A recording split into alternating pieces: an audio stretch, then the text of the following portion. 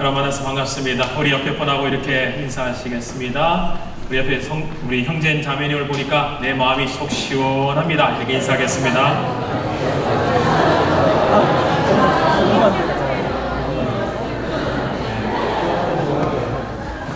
네, 좀 시원한 느낌이 있습니까?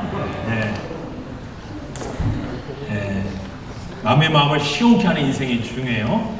나를 보면 막 썰렁하고 추워지는 인생 되면 안 되고 시원케 하는 인생이 되면 참 좋습니다.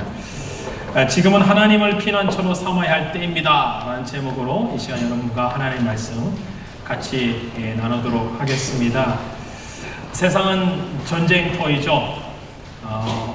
나라와 나라가 싸우고 있습니다. 얼마 전까지 미국과 이란이 서로 다투었죠. 테러와의 전쟁이 벌어지고 있고요. 또 무역 전쟁이 벌어집니다. 미국과 중국을 둘러싸고 있는 여러 나라들과 무역 전쟁이 한참 벌어지고 있죠. 여러분, 나라만 싸우나요? 여러분, 이곳에 와 있는 우리 청년들, 우리 고등학교 때까지 입시 전쟁을 치르고 또 청년이 되어 대학 생활을 하다 보면 나중에 취업해야 될 취업 전쟁을 치루어야 하고, 취업 전쟁이 됐다고 생각하면 이제 결혼도 해야 되죠. 요즘 결혼도 전쟁입니다. 수많은 전쟁터에 여러분 살아남아서 이까지 오게 되었어요. 그런 사회는 어떻습니까? 이 범죄와의 전쟁이 벌어지고 있고, 호주 사회는 무슨 전쟁이 벌어지죠? 요즘 산불과의 전쟁입니다. 산불이 꺼지지 않아요. 수개월째 산불이 타고 있어요. 이 전쟁터에 여러분 지금 이곳에 와 있어요. 요즘은 어떤 전쟁이 벌어지나요?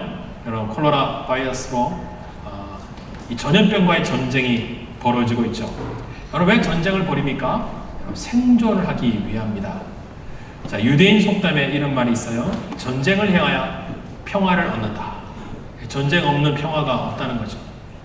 평화를 얻기 위해서 이 전쟁을 하는 것입니다. 이 다윗처럼 여러분 성경에 전쟁을 많이 한 사람은 없었을 거예요.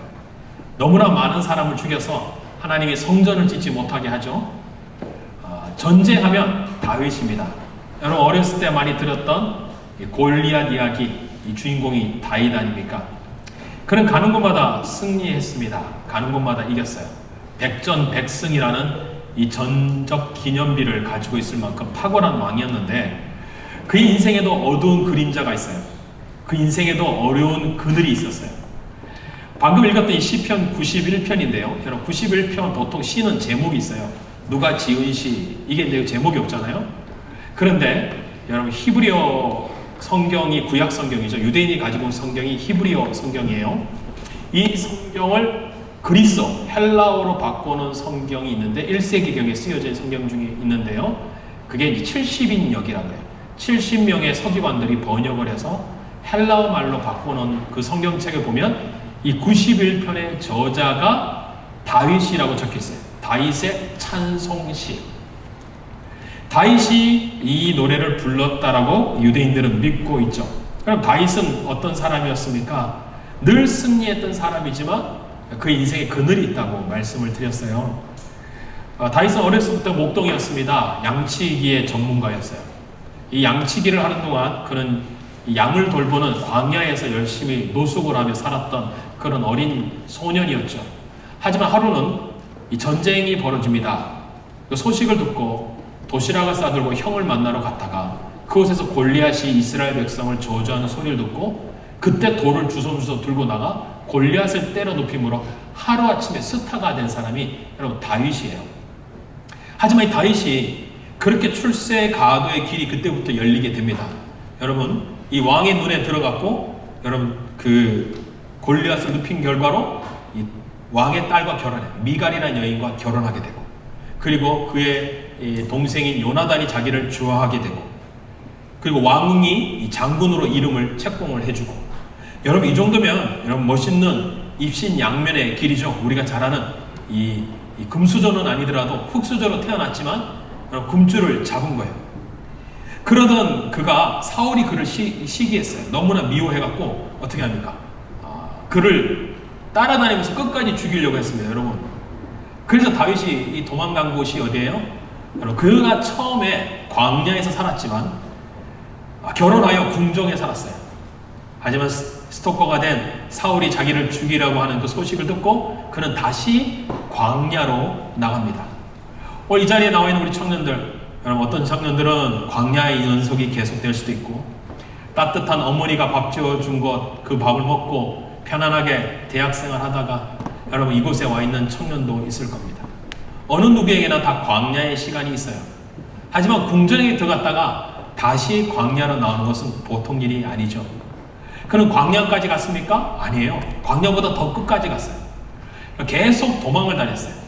산이고 바위가 있는 곳이고 강가이든 바닷가이든지 계속 도망가다가 그가 결국은 어디까지 도망간 줄 아세요? 여러분 동굴까지 가요.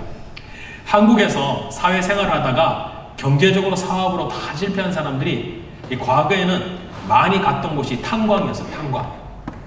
탄광에 끝까지 가고 그 마지막 갱도, 그러니까 탄을 캘 수 있는 마지막 끝자락이 있을 거 아니에요. 지하 한 200m, 300m, 그죠? 그것을 거기서 탄을 캐는데 뭐 공기도 안 좋죠. 호흡도 어렵죠. 여러분 얼굴 나오면 완전히 시커멓죠. 그래서 그것을 보통 마지막에 있는 갱도라고 해서 막장이라고 했다는 거예요. 그래서 우리 잘 알잖아요. 막장 드라마. 이건 볼 거 없이 인간의 마지막이다. 인간이 마지막 안 가야 될 곳인데 거기까지 갔다는 얘기는 여러분 이제 살 소망이 전혀 없고 피할 수 있는 데까지 피한 거예요. 그게 일명 굴이에요. 동굴이죠. 여러분 다윗도 이 광야의 인생이 여러분 하나님 주신 축복을 갖고 궁정에 들어갔다가 광야로 나와갖고 그가 도망간 곳이 어디냐? 여러분 동굴이에요. 많은 청년들이 여기 와서 목사님 광야입니다. 여러분 광야는 기본이에요. 동굴까지 가야 돼요. 막장까지 가보는 거예요. 거기에서 뭐예요? 진짜 살아야 될 이유가 분명한가? 그곳에 하나님이 나에게 만나주시는가? 그곳에서도 하나님 말씀하시는가? 다윗이 아둘람굴까지 도망갔다고 성경이 기록해요. 이 사무엘상 22장 1절에 보면 그러면 다윗이 그곳을 떠나 아둘람굴로 도망하매 그의 형제와 아버지 온 집이 듣고 그리로 내려가서 그에게 이르렀고, 자 그는 광야로 끝나지 않았어요. 여러분 광야에서 하나님 인도하시죠? 여러분 동굴 끝까지도 인도하세요. 여러분 동굴은 비교적 안전한 곳입니다. 누군가가 없잖아요. 그래서 지금도 여러분 그 이스라엘 지역의 라기스라는 곳에 가면 동굴에 이렇게 적혀 있대요. 목숨을 살려주십시오. 오 자비로운 하나님, 목숨만 살려주십시오. 이 동굴벽에 히브리어로 그렇게 적혀 있대요. 그러니까 사람이 도망가고 도저히 도망갈 수 없을 때 마지막 피난처와 은신처가 되는 곳이 어디냐? 이 동굴이라는 것이죠. 여러분 동굴에서 피하고 거기서 안정감을 갖는 것으로 이 다윗은 피신한 게 분명합니다. 여러분 다윗이 동굴만 도망간 것이 아니에요. 오늘 읽었던 이 성경책에 보면 이 요새라는 단어가 나오죠. 하나님은 나의 피난처요, 나의 요새요. 그는 어디까지 도망갑니까? 요새까지 도망가요. 영어로 fortress라고 하는데요. 이 요새라는 단어가 히브리 말로 발음이 이래요. 마스다. 한국말로 마사다라고 해요. 마사다라고 발음해요. 지금도 여러분 이스라엘 지역에 가면 사해가 있어요. 사해 끝자락에 가보면 이 돌산처럼 큰 산이 있는데 그 일명 그 장소 이름을 마사다라고 해요. 마사다 요새라고 불려집니다. 이 마사다 요새는 이스라엘 아이들이 13세가 되면 남자아이들이 한 번쯤은 가게 되는 곳이에요. 왜냐하면 13세가 되면 성인이 돼요. 여러분 다 13세 넘으셨죠? 한국에서도 다 성인이지만 유대인들이 13살이 되면 성인이 돼요. 그럴 때 아버지가 이 아들을 데리고 가서 그곳에 성인식을 합니다. 성인식을 할 때 주는 게 두 가지예요. 하나는 성경책, 구약 성경책이고 또 하나는 시계예요. 그리고 가족들이 주는 게 있어요. 이 통장입니다. 저축할 수 있도록 돈을 주고 그때부터 돈을 모으기 시작해요. 그 유대인들은 어렸을 때부터 경제관념이 철저해요. 그리고 시간관념이 철저해요. 그리고 무슨 관념을 짚느냐? 신앙교육과 민족성을 가르쳐요. 마사다 요새에서 이 성인식을 하는 이유가 있습니다. 여러분 예루살렘이 AD 70년에 로마 장군 티토에 의해서 멸망하게 됩니다. 끝까지 항전한 사람들이 있었어요. 탈출한 사람들이 있었어요. 당시 기록에 의하면 예루살렘이 멸망했을 때가 6월절이었대요. 그 전국에서 사람들이 모였기 때문에 약 100만 명 정도 모였다는데 기록에 의하면 100만 명이 죽었다는 거예요. 거기서 살아남은 사람이 이 마사다라는 곳으로 도망갔어요. 이건 요새, 천혜의 요새입니다. 주변에 나무 풀뿌리가 없어요. 그냥 돌로 사여진 곳이기 때문에 접근 경로가 절벽에 매달려서 올라가야 돼요. 자, 그런데 이 성을 딱 와서 티토 장군이 보니까 유대인들의 도망간 사람들이 여기 딱 잔당들이 있으니까 이 성을 점령하려니까 천의 요새이기 때문에 점령할 방법이 없었습니다. 그래서 이 성으로 올라가는 토성을 쌓아요. 길을 쌓습니다. 사람들을 시켜서 이 몇 년 동안 흙을 모아갖고 여기 산을 만들어요. 산을 만들어서 연결을 하게 되는데 이제 이 상위까지 땅이 닿았어요. 여러분, 이 산이 올라가고 이 요새까지 갈 수 있어요. 마지막 죽기 직전에 전날이 됐습니다. 유대인들이 다 모여갖고 10명을 뽑습니다. 10명이 10명을 죽이는 거예요. 계속 사람을 죽이면 여러분 자결을 하게 만들었습니다. 그리고 마지막 2명이 서로 죽이면서 자결을 합니다. 그래서 로마 장군이 딱 들어가 입성을 하니까 죽어있는 사람이 960명이었어요. 너무나 많은 사람들이 죽어 있었던 거 충격을 받는데, 근데 마사다 이 비밀이 오늘 많은 사람에게 알려졌잖아요. 거기서 살아남았던 몇 사람이 있었는데 아기를 갖고 있던 여인이 안 죽은 거예요. 그러면서 유대인들이 교육을 하는 거예요. 이런 날은 다시 없어야 된다. 아이들에게 이런 수치는 다시 없어야 된다. 그래서 여러분, 이스라엘과 중동이 싸우면 이스라엘이 항상 이겨요. 수억의 군대와 싸워도 이스라엘 아이들은 해외나 공부를 해도 여러분 전쟁이 터지면 다 본국으로 귀국하죠. 여러분, 그것이 요새였다는 거죠. 다윗이 이 요새를 뭐라고 표현합니까?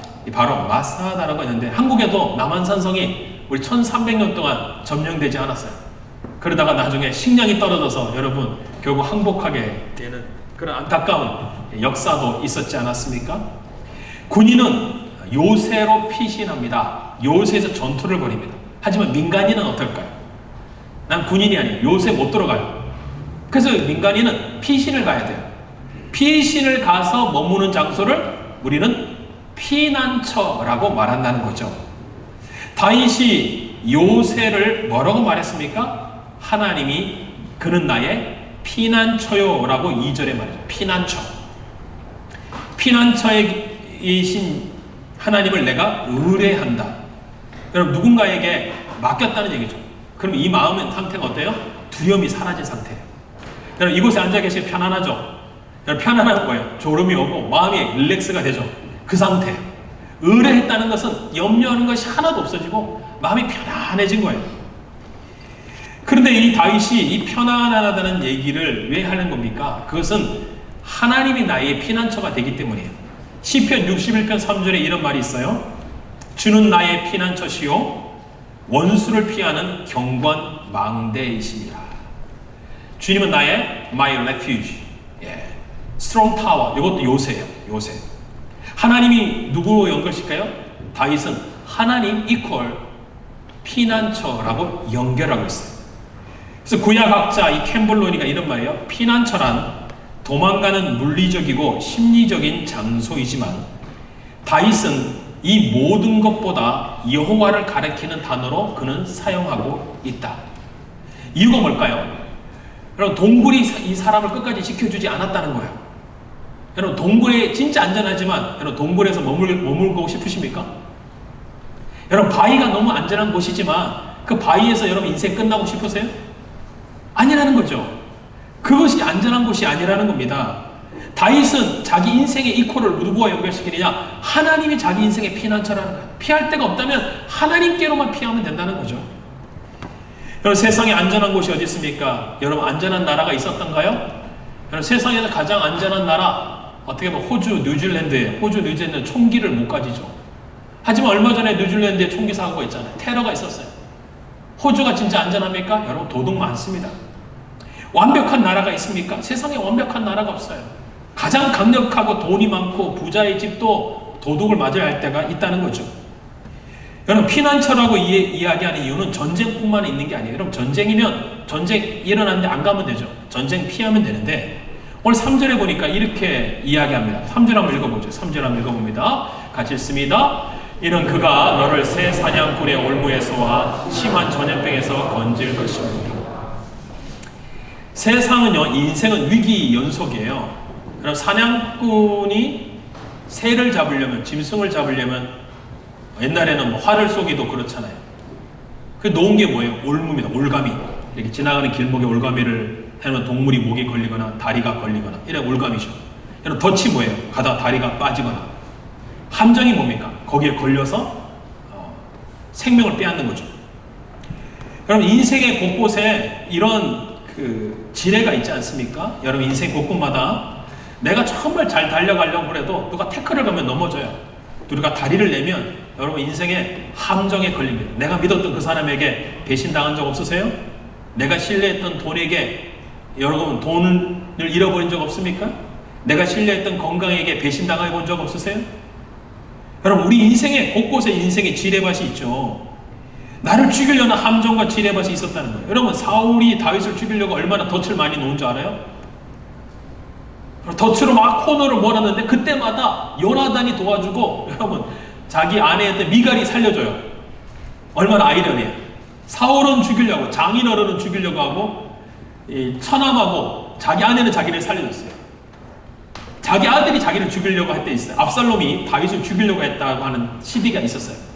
그런데 누가 도와줘요? 주변에 있던 다윗에게 충성된 사람들이 이 압살롬 주변에 있던 사람들의 계략을 파해버리고 그래서 다윗이 요단강까지 무사히 넘어가고 여러분 다윗이 살아났죠. 여러분 위기의 순간이 많습니다. 다윗은 알고 있어요. 사람을 통하여 하나님이 나를 돕고 계시구나. 하나님만이 나의 피난처구나. 인생의 지뢰밭이죠. 저도 군에서 이 폭탄 어느 날 이게 이제 대포 사격하는 날이 있었어요. 그런데 이 포탄이 떨어져 갔는데 산에 불이 났습니다. 불발탄 지대가 된 거죠. 그런데 지휘관이 와서 이런 얘기해요. 산에가 불 끄러 사람 나와라. 아무도 안 나오는 거예요. 근데 그때 저는 크리스찬 여러분 예수님 잘 믿잖아요. 근데 저에게 이런 기도 제목이 있어요. 사명 있는 자는 사명을 이루기까지 결코 죽지 않는다. 그러고 나서 손을 들으니까 몇 명이 손을 들어 불발탄 지대에 몇 사람을 데리고 들어갔어요. 열심히 불을 껐습니다. 불이 나니까 밑에가 안 보이죠. 연기가 자욱하고. 그런데 이 불이 꺼지고 연기가 조금씩 바람이 불고 사라지는 거 딱 보니까 제 발 앞에 이만한 폭탄들이 안 터지고 그냥 진짜 말 그대로 불발탄 지대예요. 그러면서 산을 조심조심 아주 조심조심 내려오면서 이렇게 기도했어요. 이번 한 번만 사명 있는 자는 결코 죽지 않는다 기도하고 다음에는 써먹지 말아야 되겠구나. 잘못하고 죽을 수도 있겠구나 이러다가 내가 못 모르고 그 말을 했다는 거예요. 여러분 불발탄 지대를 통과하면서 삶의 고비가 얼마나 많습니까? 여러분 지금 살아온 것도 참 은혜예요. 여러분 이것도 인간의 누가 덫을 놓고 피해가면 돼요. 올가미 같은 데를 안 가면 돼요. 하지만 여러분 피하지 못하는 게 있어요. 오늘 다윗이 뭐라 그래요? 심한 전염병에서 건지실 것입니다. 다윗이 사는 동안 여러분 전염병이 돌았습니다. 역대상 21장에 보면 다윗이 백성의 숫자를 계수해요. 하나님 하지 말라고 그랬어요. 사람은 숫자 카운트하고 싶어요. 여기 앉아있는 여러분 200명 숫자 카운트하고 싶어요. 벌써 카운트 다 했네요 여러분. 그러면서 뭔가 내가 이렇게 돈이 많다. 여러분 돈 많다는 걸 뭐로 표현해요? 액수로 말하죠. 여러분 집 크기 숫자로 말하잖아요. 몇 평이다. 그런 거예요 여러분. 다 그걸로 자랑하죠. 여러분 상대편 내가 가진 게 아무것도 없으면 여러분 나이 숫자로 여러분 자랑해갖고 그 사람 꺾으려고 그래요. 이게 우리 안에 본성이죠. 숫자로 카운트를 하지 말라 그랬는데 교만해질까. 근데 다윗이 카운트했어요. 그러니까 하나님이 야 너 숫자 카운트했는데 불순종했네? 내가 너에게 지금 징계를 내릴 것 같아. 하나님은 참 그래도 좋으셔서 여러분 주관식을 내지 않고 객관식을 내요. 삼지선다형 세 가지 중에 한 가지 선택해라. 질병 중에. 자, 첫 번째가 뭐냐면 3년 기근이에요. 3년 동안 비가 오지 않고 여러분 소출이 안 생기는 기근이에요. 3년이 너무 기니? 하나님 두 번째 삼지선다형 됐어요. 뭐냐면 적군의 칼에 3개월간 도망다니는 거 어떠니? 3개월. 좀 줄여줬어요. 3개월. 그것도 너무 힘드니? 그러면 3일 동안 전염병이 나라에 퍼지는 것은 어떠니? 자, 여러분 같으면 어떨까요? 3년 동안 고생할래요? 3개월 고생할래요? 3일 고생할래요? 대부분 3일 고생하는 게 낫겠죠, 그죠? 그 다윗이 3일이요 라고 했는데 여러분 이 3일 동안 성경의 기록에 죽어나간 사람이 7만 명이 되었대요. 그런데 시편 오늘 뭐라고 말합니까? 시편이 뭐라고 했어요? 심한 전염병에서 건질 것이다. 그리고 6절에 이런 말이에요. 어두워질 때 퍼지는 전염병과 밝을 때 닥쳐오는 재앙을 두려워하지 아니하리라. 여러분 전염병이 안 걸려야죠. 안 쓸어야 되죠. 여러분, 전염병은 치명적인 패스트와 같습니다. 패스트 질병, 1340년에 유럽 인구의 2,500만 명, 약 3분의 1을 쓸어버린 여러분 흑사병, 데스, 블랙데스, 이런 거 얼마나 무서워요. 하지만 요즘 흑사병 없습니다. 요즘은 독감이죠. 1919년에 1차 세계대전이 끝났을 무렵에 이 스페인의 독감이 발생합니다. 뭐 항체나 뭐 약이 없었던 시대예요. 그러니까 스페인 독감이 막 일어나니까 전 세계가 감기로 막 사람이 죽어나갔는데, 여러분 당시의 기록과 최근의 자료에 의하면 최소 5천만 명에서 1억이 죽었대. 1억. 100년 전의 역사예요, 여러분. 근데 한국에 그 당시 조선이죠. 그때 조선에 얼마나 죽었냐? 14만 명. 여러분, 우리의 부모님들이 돌아가신 거예요. 14만 명이나.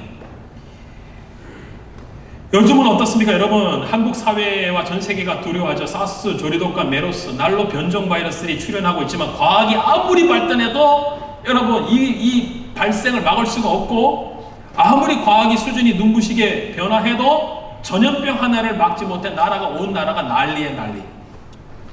자, 지금 전 세계가 코로나 바이러스로 두려워하고 있죠. 하루마다 죽어가는 사람이 한두 명이 아니라 수십 명이 되고, 걸리는 사람도 수천 명이 넘어가요. 요즘에 중국에서 갔다고 하면 여러분, 이 학교나 공공장소에도 나오지 말아야 된다고 경고문을 호주 사회가 말하고 있죠. 그러니까 여러분, 발음도 잘해야 돼요. 너와 나하고 차이나, 이 말 차이나도 들으면 안 돼. 지금은 위험한 시기에. 그러니까 차이가 납니다. 기침도 하지 말아야 돼요, 여러분. 근데 기침도 하지 말아야 돼요, 여러분. 가까이 가지도 말아야 돼. 악수도 하지 말아야 돼. 악수하면 옮기는 거예요. 그래서 여러분, 손 세정제 많이 우리 교회 코라비 쪽에 많이 갖다 놨어요. 세정제 손도 자주 씻으시고 그래야 돼요. 마스크를 써야 되죠. 근데 여러분, 전염병만 무섭나요? 한국 사회에 나이가 들면 남자 5명 중에 2명이 걸리는 게 있어요. 여러분, 암입니다. 여자 3명 중에 1명이 걸리는 게 있어요. 암입니다. 그럼 지금 이 병이 뭐예요? 예전에는 와, 어떻게 나에게 이런 병이 이랬는데 지금은 누구예요? 나에게도 걸리는구나. 여러분, 사회가 그렇게 바뀌었어요. 그러면 여러분, 다윗이 정말 하나님이 지켜주셔야 되잖아요. 그럼 7절에 여러분, 이런 사건이 좀 벌어지고 있어도 7절 보세요. 1000명이 내 왼쪽에서 막 확확 쓰러지는 거예요. 전쟁터에서 죽는지 10,000명이 막 쓰러져요. 내 오른쪽에서 엎드려지나니. 여러분, 3일 동안 7만 명 죽었으니까 얼마나 많은 사람이 하루에 10,000명씩 죽어도 이게 7만 명이 되는 게 하루아침에 되지 않잖아요. 막 쓰러지는 걸 본 거예요. 사실은 다윗도 가보니까 사람들이 막 질병에 쓰러져 있었겠죠. 그런데 이 재앙이 내게 가까이 하지 못하려 안 와야 되죠. 10절 11절에 보면 화가 내게 미치지 못하고 재앙이 내 장막에 가까이 오지 못하리니 그가 너를 위하여 그의 천사들을 명령하여 내 모든 길에서 너를 지키시게 하심이라. 여러분, 이 말씀 믿으십니까? 하나님, 어떤 전염병도 하나님이 여러분에게 걸리지 않도록 수호 천사를 보내서 고치실 걸 믿으십니까, 여러분? 네, 아멘한 사람만 전염병 안 걸리기를 바랍니다. 여러분, 그렇다면 시편의 말씀대로라면 전염병이 창궐할 때에 여러분, 그 사람은 안 걸려야죠. 한국의 뉴스를 봤습니다. 며칠 전에, 어저께인가 보니까 한국에 어떤 청년인 것 같아요. 이 신종 콜레라 확진이 됐는데 이 청년의 동선을 추적해 보니까 크리스찬이에요. 주일날 새벽기도 드렸어요. 주일날 오전 예배 드리고요. 그리고 교회 가서 열심히 도시락 먹었어요. 도시락 드셨죠? 점심 먹고 또 오후 예배까지 드렸어요. 여러분, 이 정도 청년이면 여러분 콜레라 안 걸려야 되는 거 아니에요? 그렇잖아요. 여러분, 주일 예배 3번 드린 청년 있으십니까? 물론 식사는 다 하셨겠죠. 이 정도면 하나님이 지켜주셔야 되죠. 그런데 하나님이 안 지켜주셨다는 거예요. 여러분, 이 사회가 정말 호주 사회가 좋잖아요. 근데 호주 사회는 지금 산불이 계속 타고 있어요. 여러분, 브리즈번이 그래도 감사해요. 여러분, 이 브리즈번이 이름의 뜻이 뭐 여러 가지 해석이 있는데 저는 이렇게 해석해요. 이 브리즈, 바람, 번, 따뜻함, 타는 바람. 따뜻한 바람이 많이 부는 도시예요. 그런데 하나님은 더 부지런하세요. 산불이 안 나게 하세요. 지금도 괜찮아요. 여러분, 다른 도시 안 가는 게 나아요. 여러분, 지금은 브리즈번의 공기가 제일 좋아요. 이거 얼마나 감사합니다. 그런데 하나님이 왜 이런 걸 허락했을까요? 뭔가 하나님이 우리를 향하여 너 이 이야기를 좀 들어라. 뭔가 경고의 사인이겠죠. 혹시 경고가 아니더라도 이걸 통하여 뭔가 말씀하시는 걸 깨달아야 된다는 것을 우리에게 말씀하고 계시지 않습니까? 여러분, 이유는 몰라요. 왜 산불이 계속되고 있는지, 왜 전염병이 계속 생기는지, 왜 내 인생의 문제는 왜 이렇게 꼬이는지, 왜 이 문제가 해결이 안 되는지, 왜 갈수록 안 되는지, 이유는 잘 모르지만 이 세상의 모든 걸 답을 하나님이 주지 않아요. 여러분 다 모를 수 있어요. 그런데 가장 확실한 한 가지는 뭐예요? 이런 일로 인하여 하나님을 피난처로 삼아야 된다는 것이죠. 9절에 이런 말합니다. 내가 말하기를 여호와는 나의 피난처로 하시고 지존자를 너의 거처로 삼았어. 다윗이 이토록 하나님을 피난처로 계속 고백하는 이유가 뭡니까? 왜? 여호와는 나의 피난처. 동굴도 아니에요, 집도 아니에요, 바위도 아니에요, 사람도 아니에요. 여러분, 어떤 것을 여러분 피난처로 삼았어요? 돈입니까? 명예입니까? 학력입니까? 출신, 배경? 아니면 이곳에 있는 영주권, 시민권입니까? 다윗이 이토록 하나님을 피난처라고 하는 이유는 하나님 안에서 진정한 안정과 보호를 받았기 때문이에요. 하나님 앞에, 하나님 안에서 안정과 보호를 받는다는 것은 무엇을 의미합니까? 그것은요, 하나님을 사랑하는 것입니다. 한번 따라 하시겠습니다. 하나님을 사랑해라. 14절을 한번 읽어보시죠. 성경 자막 보여주시고 14절 같이 한번 읽어봅니다. 시작. 하나님이 이르시되 그가 나를 사랑한즉 내가 그를 건지리라. 그가 내 이름을 한즉 내가 그를 높이리라. 하나님을 피난처로 삼았다는 것은 하나님이 다윗을 먼저 사랑하셨다는 얘기예요. 다윗을 지켜주셨잖아요. 다윗을 보호해 주셨잖아요. 다윗과 함께 해주셨잖아요. 다윗을 사랑하신 하나님이죠. 그렇지 않았다면 다윗은 벌써 죽었어요. 다윗이 도망다닐 때 피와 바위를 제공하시고 동굴을 제공하시고 은신처가 되어주시게 하시고 심지어는 사울의 눈을 가려서 보지도 못하게 하셨어요. 이유가 뭡니까? 신명기 10장 15절에 이런 말씀이 있습니다. 여호와께서 오직 내 조상을 기뻐하시고 그들을 사랑하사 그들의 후손인 너를 만민 중에서 택하셨음이 오늘과 같으니라. 이거 뭐죠? 내가 너를 사랑했다는 거예요. 그냥 일방적인 사랑입니다. 그리고 내가 너를 선택했다는 거예요. 하나님은 선택한 사람에게 예착을 가지십니다. 죄라는 바이러스로 우리 인간은 죽을 수밖에 없었어요. 하지만 하나님은 우리를 향한 예착이 있으셔서 그냥 죽는 것을 눈으로 볼 수가 없어서 예수 그리스도를 십자가에 매달아 죽게 하심으로 그분의 십자가의 보혈을 우리에게 백신으로 주사하셨습니다. 그 백신을 믿는 사람, 그 백신을 받아들인 사람은 이 죄와 사망의 권세에서 해방을 누리게 되었죠. 누군가 사랑하고 사랑받으면 여러분 사람은 살아납니다. 근데 하나님이 나를 사랑하셨대요. 예수님이 나를 죽기까지 사랑하셨대요.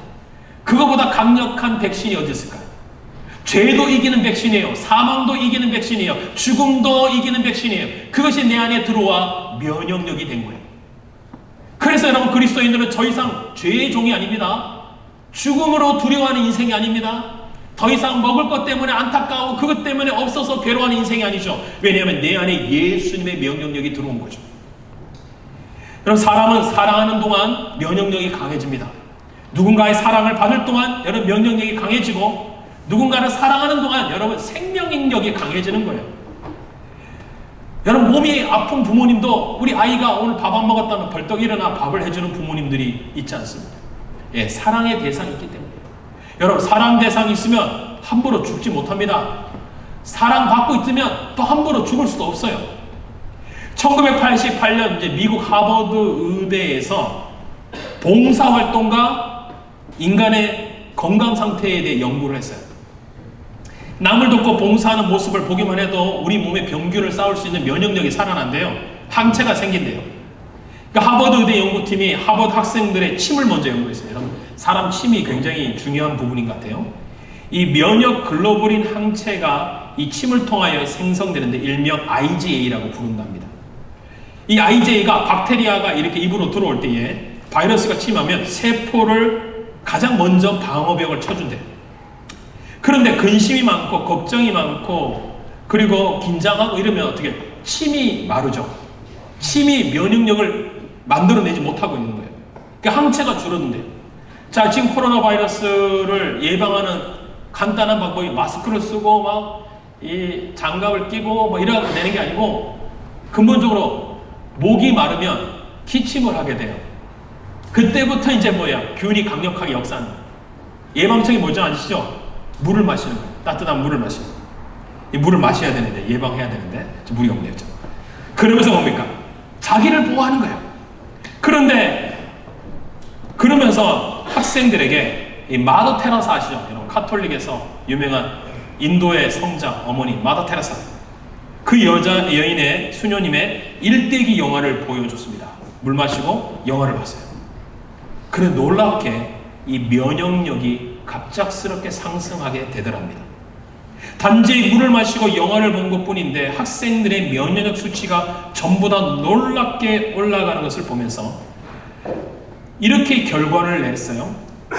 사랑하고 사랑을 실천하고 남을 섬기는 동안 우리 안에 면역력이 살아난다. 이것을 영어로 전문 용어로 데레사 이펙트, 데레사 이펙트라는 의학 용어를 의학자들이 말하기 시작했습니다. 여러분 사랑하고 섬기는 동안 여러분 면역력이 강화돼요. 여러분 사랑하는 사람이 있으면 살아야 될 의지가 강해집니다. 그동안 우리 면역력이 활성화되게 돼 있죠. 여러분 누군가를 섬기는 사람은요 그냥 섬김을 받는 사람보다 더 오래 산대요. 누군가 사랑할 대상이 있다면 여러분 그 사람은 열심히 산대요. 그래서 수명도 길어요. 성경도 이렇게 동일하게 말합니다. 16절에 이런 말씀이 있는 거 아시죠? 내가 그를 장수하게 함으로 그를 만족하게 하며 나의 구원을 그에게 보이리라 하시는구나. 하나님이 생명을 연장하신대요. 지켜주신대요. 어떻게 사람이 질병에서 버텨내요? 사망의 골짜기를 어떻게 이겨냅니까? 여러분 사랑하니까 하나님 그 생명을 연장하시고 장수하게 하시죠. 여러분 하나님을 얼마나 사랑하십니까? 여러분 하나님 사랑하려고 이 자리에 와 있죠. 여러분 사랑하는 동안 사랑의 대상이 있고 여러분이 사랑할 사람이 있다면 여러분 감기 이것도 이겨낼 수 있어요. 질병도 이겨낼 수 있어요. 고난도 이겨낼 수 있어요. 고통도 이겨낼 수 있어요. 여러분 질병에 대해서 두려워하지 말고 하나님을 더 사랑해야 합니다. 사랑하는 것으로 끝나면 안 되죠. 여러분 어떻게 해야 됩니까? 어디서 안정감을 갖습니까? 한번 따라 하십시다. 하나님께 기도하십시오. 15절을 다 같이 했습니다. 15절 같이 했습니다. 시작. 그가 내게 간구하리니 내가 그가 응답하리라. 그들이 환난을 당할 때 내가 그와 함께하여 그를 건지고 영화롭게 하리라. 자, 다윗 시대에 몇 명이 죽었다고요? 전염병이 돌아 7만 명이 죽었어요. 자, 그러면 여러분 다윗은 어떻게 해야 되나요? 이게 숙명이구나. 호주에 왔어요. 여기서 일해요. 잘 안 돼요. 어떻게 해야 돼요? 이게 내 인생이구나. 여러분 그런 숙명을 받아들여야 되나요? 운명주의처럼 낙심해야 되나요? 그냥 좌절하고 좌포자기 해야 되나요? 다포 시대라며 그냥 포기해야 됩니까? 여러분 성도는 의사 선생님이 이제 호흡기를 떼야 됩니다 라고 해도 또 하나의 희망을 가지죠. 하나님이 피난처이기 때문에 기도할 수 있다면 아직 희망은 꺼지지 않았어요. 모든 사람이 안 된다고 하더라도 여러분 우리는 기도할 수 있지 않습니까? 다윗이 지금 어떻게 합니까? 7만 명이 죽어나가는 상황 속에 가만히 있었습니까? 다윗은 기도하기 시작했어요. 역대상 21장 17절에 보면 다윗이 이렇게 기도했었어요. 하나님께 부르죠. 하나님이에요. 하나님께서 명령하여 백성을 계수한 자가 내가 아니니까 범죄하고 악을 행하는 자가 곧 나입니다. 이 양떼를 무엇을 행하였나이까? 청하건대 나의 하나님 여호와여 주의 손으로 나와 내 아버지 집을 치시고 주의 백성에게 재앙을 내리지 마옵소서 하니라. 어떤 기도를 해요? 하나님 이들은 죄가 없습니다. 다 제 잘못이에요. 하나님 이들 좀 살려주시고 저에게 징계하세요. 이 기도예요. 부모님의 마음이 이거예요. 여러분이 아팠을 때 부모님이 하나님 저를 아프게 해주세요. 제가 대신 고통당할게요. 우리 아이 좀 살려주세요. 여러분 그래서 우리가 인생의 고비를 넘긴지도 몰라요. 다윗이 이런 기도를 했다는 거죠. 하나님 도와주셔야 됩니다. 내가 잘못했습니다. 나를 불쌍히 여기시고 하나님 긍휼히 여겨주시사 이 재앙을 멈춰 주십시오. 이때가 뭐예요? 7만 명이 죽었을 때예요. 근데 다윗이 기도를 하지 않았다면 여러분 계속 죽어나갔을 거예요. 하나님이 어떻게 하신 줄 아세요? 선지자를 통하여 말씀하세요. 오르난이라고 하는 사람이 사는 집에 가서 그가 만들어놓은 그 타작마당 이 보리를 밀을 타작하는 마당을 빨리 사서 그곳에서 제단을 쌓고 하나님께 제사를 드리라. 자, 다윗은 그곳에 가서 타작마당에서 제사를 드립니다. 그러자 뭐예요? 7만 명 죽는 곳으로 딱 전염병이 멈춰요. 여러분, 만약 기도하지 않았다면 어떻게 됐을까요? 그가 그렇게 기도함으로써 여러분, 지금 이스라엘에 가면 오르난의 타작마당이 어떤 곳이냐? 예루살렘 성전 부지가 오르난의 타작마당이 되고요. 그리고 이 오르난의 타작마당이 여러분, 아주 오래전에 아브라함이 이삭을 바치던 모리아 산의 그 바로 제단이에요. 여러분, 고난은 이유를 알지 못합니다. 그러나 고난이 지나고면 하나님의 계획이 있습니다. 이곳이 예루살렘의 성전이 될지, 이 질병으로 인하여 그가 기도했을 때 이곳이 축복의 장소로 바뀐 거예요. 여러분, 우리 그리스도인들은요, 죽음의 장소라도 하나님께 기도하면 하나님이 그 장소에서 축복으로 바꿔줄 수 있는 분이시에요. 하나님이 역사하시는 거죠. 무엇 하는 동안? 기도하는 동안. 자, 시편 62편 8절에 이런 성경 구절이 있어요. 같이 한번 읽어볼까요? 시작! 백성들아, 시시로 그를 의지하고 그의 앞에 마음을 토하라. 하나님은 우리의 피난처시오니. 시시로, at all times, always, 항상 시도 때도 없이 그분을 의지하라는 거예요. 왜냐하면 하나님은 우리의 피난처다. 돈이 아니고 동굴이 아니고 바위가 아니고 집이 아니고 차가 아니고 삶이 아니고 환경이 아니고 나라가 아니에요. 여러분, 그 피난처가 아니에요. 시편의 기자는 뭐라고 합니까? 하나님 피난처다. 그 앞에 마음을 토하라. 여러분, 이런 얘기 아시죠? 감기가 걸리면 계속 기침을 합니다. 여러분, 생각하지도 않았는데 기침이 나와요. 혹시 나는 생각하고 기침하는 사람 있어요? 그건 감기가 아니에요. 연기지. 감기에 걸리면 생각할 겨를 없이 계속 감기 기침이 쫓아나오죠. 그 뜻이 뭐냐? 항상이에요. 계속 입을 열고 기도하는 거예요. 시도 때도 없이 기도가 터져나와요. 여러분, 기도를 의식하고 있는 동안은 여러분 항상 기도하는 게 아니에요. 내가 의식하지 못할 정도로 기도가 계속 나오는 거예요. 하나님 살려주십시오. 하나님 도와주십시오. 하나님 붙들어 주십시오. 하나님 고쳐주십시오. 이게 내가 생각지도 못하는데 계속 입에서 나온다면 여러분, 그게 뭐예요? 시시로 때때로 하나님을 의지하는 거예요. 여러분, 그런 상태가 아니라면 여러분 아직도 여러분이 여러분 힘으로 살만한 거예요. 그건 의지가 아니에요. 그건 피난처가 아니에요. 피난처는 이곳밖에 없습니다. 이런 뜻이에요. 이곳이 막장입니다. 이곳이 동굴 끝입니다. 하나님이 안 도와주면 이제 더 이상 갈 데가 없습니다. 막힌 곳이잖아요. 빛도 없는 곳이잖아요. 더 이상 갈 데도 없는 곳이잖아요. 그곳이 끝이에요. 하나님께 기도하는 것은 시시때때로 항상 기도하는 것이죠. 여러분, 세상에 많은 두려움이 있습니다. 걱정할 게 얼마나 많아요. 여러분, 앞으로 대학을 공부를 마쳐야 될 사람들, 대학을 마친 사람들, 취업의 문제, 결혼의 문제, 장래의 문제, 그리고 이 돈의 문제, 부모님은 늙으신 부모님 봉양할 문제, 여러분, 얼마나 문제가 많습니까? 여러분, 이 문제가 다 해결될 수 없겠지만 여러분, 성도는 기도할 수 있잖아요. 여러분, 이곳에서 그 광야에서 그가 오르난 타작마당에서 다윗이 했던 게 뭐 그냥 기도하고 하나님께 의지한 겁니다. 근데 그곳이 예배처가 되고 그곳이 제단이 되어지고 그곳에서 하나님을 만나게 되지 않았습니까? 성도는 두려운 것으로 끝나면 안 됩니다. 여러분, 하나님을 의지해야 합니다. 그분을 시시때때로 그분 앞에 마음을 토하세요. 마음을 토해야 됩니다. 하나님 피난처시잖아요. 하나님 도와주셔야죠. 하나님께만 피할 데가 없어요. 저는 갈 데가 없어요. 하나님이 도와주지 않으면 저는 아무것도 아니에요. 하나님은 좋으신 분이시죠. 그렇게 하나님을 의지하는 동안 하나님은 우리를 버리지 않습니다. 하나님을 의지할 때 어떻게 해요? 내가 응답하리라. 내가 환난을 당할 때 내가 함께하고 너를 건지리라. 영화롭게 하리라. 이거 제 말이 아니고 성경의 하나님의 말씀이에요. 하나님이 건져주신대요. 도와주신대요. 나를 붙들어 주신대요. 아프가니스탄에 크리스 웰슨 선교사라는 분이 있었어요. 이분이 그 땅에 가 선교를 하는데 아프가니스탄 사람들이 여러분 예수님 잘 안 믿습니다. 오죽해서 아프가니스탄과 전쟁을 벌였겠어요. 그 나라의 가장 큰 산업이 양모 산업입니다. 양떼를 가지고 가축과 목축업을 통하여 먹고 사는데 전염병이 돌았다고 합니다. 양들이 막 죽어나간 거예요. 전염병의 원인과 치료법을 전혀 모르는데 해결책이 전혀 없어요. 하지만 선교사님은 그 나라에 들어가서 선교를 해야 되니까 하나님께 간절히 기도했다고 합니다. 하나님, 이 나라를 살려주십시오. 제가 선교할 수 있도록 이 땅을 고쳐주십시오 라고 기도를 하게 되는데, 하나님이 기도하는데 이런 깨달음을 줬대요.